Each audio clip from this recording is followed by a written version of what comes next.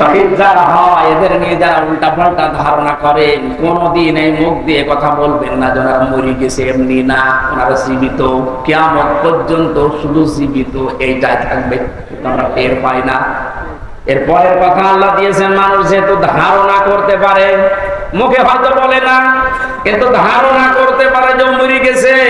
আল্লাহ ধারণার উপর নোটিশ দিয়েছেন, ওয়ালা তাহসাবান্নাল্লাযীনা কুতিলু ফি সাবিলিল্লাহি আমওয়াতা বাল আহইয়াউন ইনদা রাব্বিহিম ইরসাউন। সূরা আল-ইমরান 4 নাম্বার পারা 11 নাম্বার পৃষ্ঠা 9 নাম্বার লাইনের 169 নাম্বার আয়াত। এটা তাফসীরে কাবীরে পাবেন।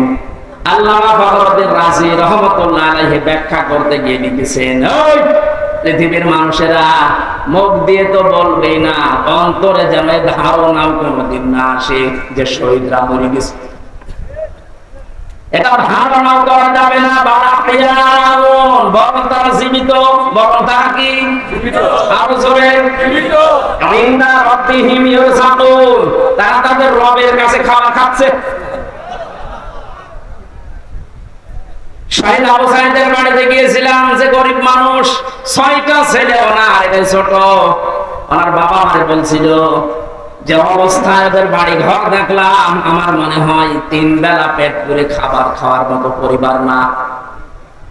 আল্লাহ তার জীবনটা এত বেশি পছন্দ করেছিলেন, সাধারণ ভাবে মরণ দেয়নি, এত সাহস তার বুকের ভেতরে দিয়েছিলেন, জালেমদের সামনে জীবনটা দিয়ে শাহাদত বরণ করে কিয়ামত পর্যন্ত জান্নাতি খাবার খাবে। কোনো সন্দেহ নেই যে কিয়ামত পর্যন্ত আল্লাহ খাওয়াবে।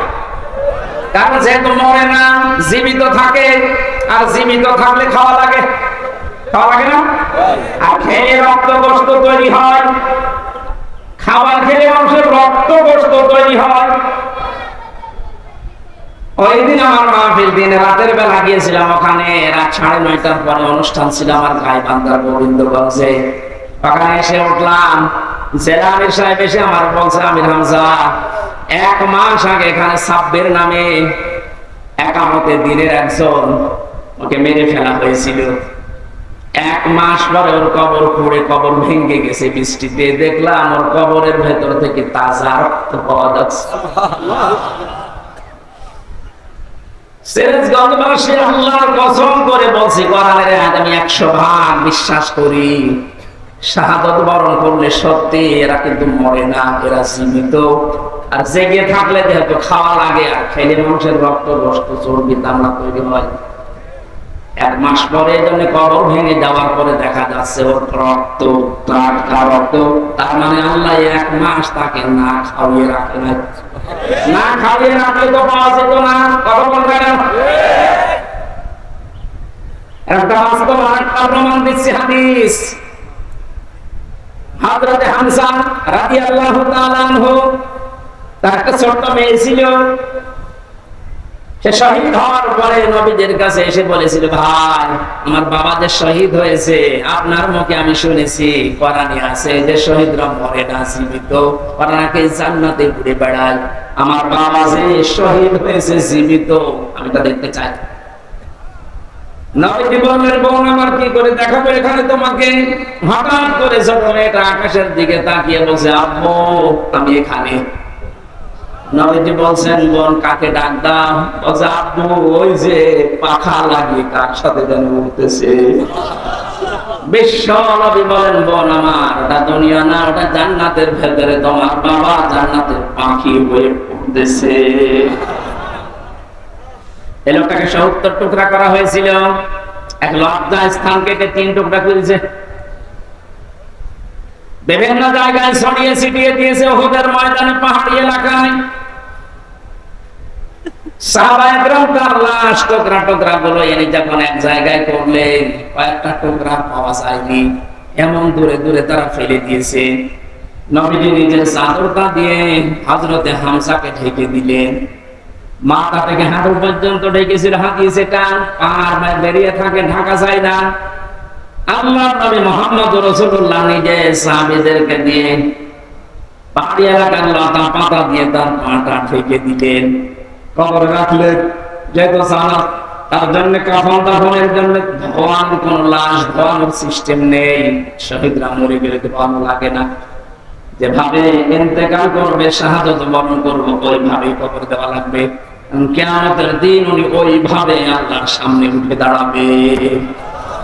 আপনি যদি দেখবেন আবু সাঈদ কিয়ামতে যখন উঠবে, 4টা গুলি লেগেছে যেখানে যেখানে, ওইটা নিয়ে দাঁড়াবে ঠিক ওইভাবে।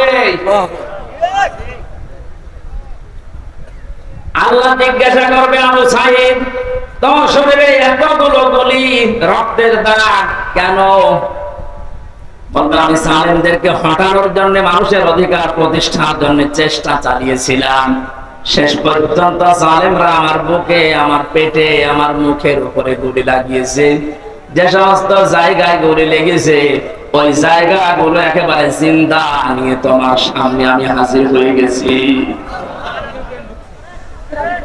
হযরতে হামজাকে আল্লাহর নবী কবরে রাখলেন।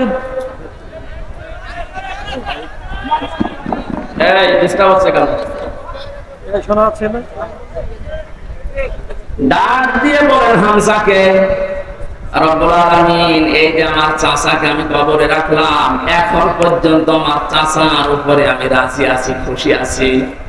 মাবুদ আমি তোমার গোলাম হয়ে বলছি, তোমার রাসূল হয়ে দাবি করছি, আমার চাচা হামজার উপরে তুমি রাজি হয়ে যাও। নবীজি বলেন যদি আমি রাজি হয়ে গেছি, আল্লাহ তুমি রাজি হয়ে যাও, আল্লাহ দেরি করবে? দেখছে করে নাই। আর তার প্রমাণ তাফসীরে পেয়েছি আমি। অনেকে কবর দেওয়ার 30 বছর পর কবরটা ভেঙে গিয়েছিল। মদিনায় একটা ঢল হওয়ার কারণে দেখে রক্ত ভেসে আসতেছে পানির ভেতরে। ওই সময় হযরতে হামজার সাথে যারা ছোট বয়সে যুদ্ধ করেছিল, তারা এখন মুরব্বী হয়ে গেছে। রক্ত সন্ধান করতে করতে গিয়ে দেখে 30 বছর আগে মুহাম্মদ রাসূলুল্লাহ চাচা হযরতে হামজাকে ওরা যেখানে যেখানে আঘাত করেছিল তরবারি দিয়ে, ওই জায়গাগুলো দিয়ে ফিনকি দিয়ে রক্ত বের হচ্ছে। বাংলার মুসলমানরা ভালোভাবে মিলান, আল্লাহ যে আয়াউন দিয়ে শেষ করেননি, ইনদা রাব্বিহিম ইরযাকুন, তারা তো জীবিত এবং খাবার খায়। উনি যে খাবার খেয়েছে তার প্রমাণ 30 বছরের তাজা রক্ত। কথা বলেন না কেন? এজন্য কোনদিনই ধারণা করবেন না যে যারা শহীদ হয়ে গেলেন, মরে গেছে, বলবেন তো নাই, ধারণা করা যাবে না। এই শহীদদের আত্মার মাগফিরাত আল্লাহ ওদেরকে এমনিতেই মাফ করে দিয়েছেন। কারণ কি? ওয়ালিয়াকুল্লাযীনা আমানু ওয়া ইয়াত্তাখিযা মিনকুম শুহাদা আল্লাহু লা ইউহিব্বুস সালিমিন। রব্বুল আলামিন বলেন, কিছু মানুষকে আমি সাধারণভাবে মরণ দিতে চাই না। যার ঈমান এবং যার অ্যাক্টিভিটিস কাজকর্ম আমার কাছে পছন্দ হয়, ওই মানুষটাকে আমি আল্লাহ শাহাদাতের মরণ দিয়ে ধন্য করে দেই। আর জেনে রাখুন যে শেষের কথা, আল্লাহু লা ইউহিব্বুস জালিমিন, কোন জালিমকে আমি ভালোবাসছি না, বাসবো না। এটা মুজারে বর্তমান ভবিষ্যৎ, প্রেজেন্ট ফিউচার। এখানে জালিম যারা, তাদের কপাল বড় খারাপ। আপনার দুনিয়াও শেষ, আখিরাত তো শেষই। আমি দোয়া করলে হবে না জালেমদের জন্য, কারণ আল্লাহু লা ইয়াহদিল কওমাজ জালিমিন, জালেমদেরকে আল্লাহ হেদায়েত দিচ্ছে না, দেবে না। আমরা আশা করি যেন জালেম হয়ে না যায়। এই শব্দটা যেহেতু খুব গুরুত্বপূর্ণ, জালেম। আজ অনেক জালেম বিদায় নেওয়ার পরে এখন অনেকে নব্য জালেম হওয়ার জন্য চেষ্টা চালাচ্ছে। গতকালকে চুয়াডাঙ্গার একটা খবর শুনলাম, আমি কোরআনের আয়াতের সাথে মিলিয়ে আশ্চর্য হয়ে গেছি। জালেম বিদায় নিল, এ জালেম আসলো কোত্থেকে? সূরা বাকারা 114 নম্বর আয়াতটা। এদিকে তাকান। ومن أظلم ممن منع مساجد الله أن يذكر فيها اسمه وسعى في خرابها إلى آخر الآية। ওখানে কারেন্ট থেকে দাস দিচ্ছিল, এক জালেম এসে বলছে এটা বন্ধ করো, এটা মসজিদের ভেতরে রাজনীতি চলবে না। আমি মিলিয়ে দেখলাম কোরআনে কারিমের আয়াত আল্লাহ ওর নাম দিয়ে নাযিল করেছে। আমান আসলাম, আল্লাহ বলেন বড় জালেম দেখতে চাও?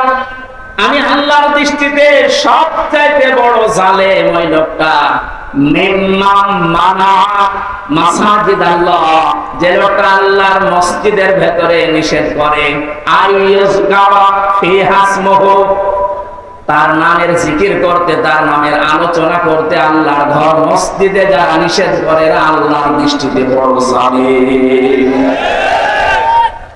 আমরা মনে করছি জালেম হয়তো বিদায় হয়ে গেছে, না, এখন নব্য জালেম তৈরি হচ্ছে।